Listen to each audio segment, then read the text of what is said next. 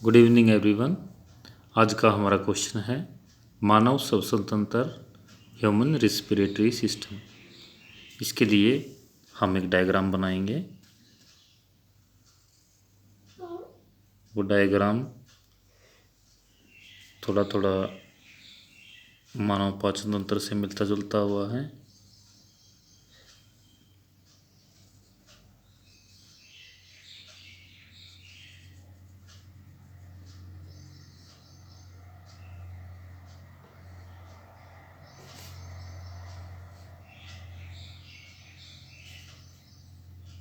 ये है नासाद्वार यानी हमारी नाक, नासागुहिका,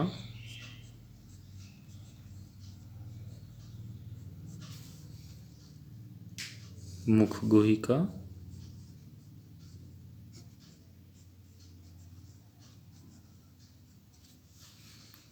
ये हमारी गर्सनी यानी हमारे सांस की नली।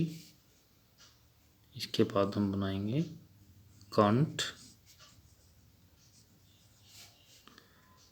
उसके बाद कंठ से नीचे जो हमारी श्वास नली होती है, सांस की नली होती है, उसके चारों ओर वल्य माने घेरे मौजूद होते हैं, जिन्हें हम उपास्थि वल्य कहते हैं।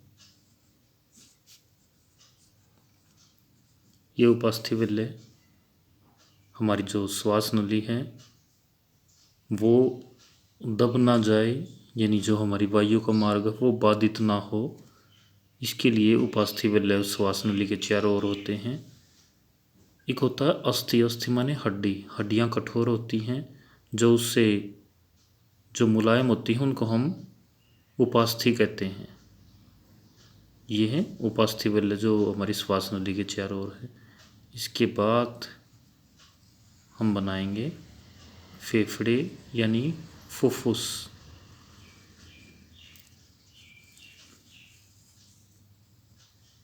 ये इस तरह से मैंने फेफड़े बनाए हैं।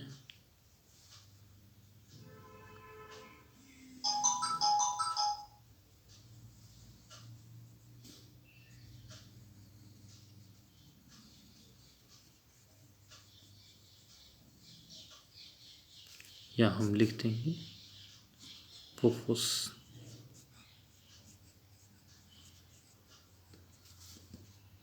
ये इनके नीचे डायफ्राम।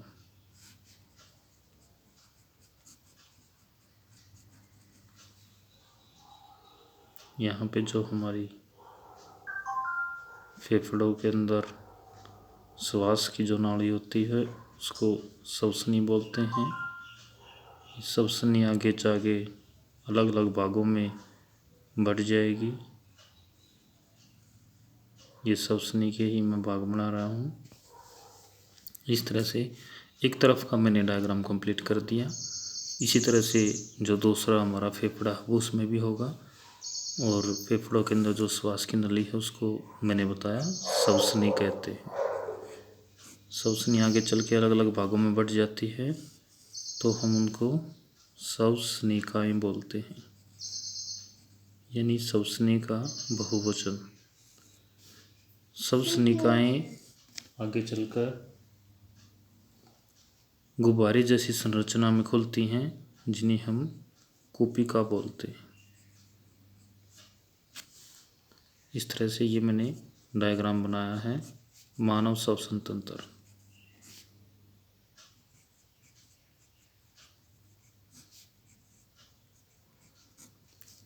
इसके साथ ही आपको ये अलग से कूपिका का डायग्राम भी बना के दिखाना है।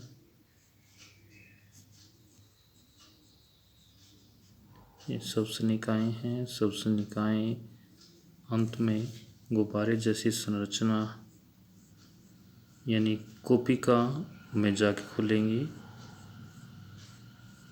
ये है कूपिका, और कूपिका का जो कवर है उसको हम कूपिका कोश बोलते हैं।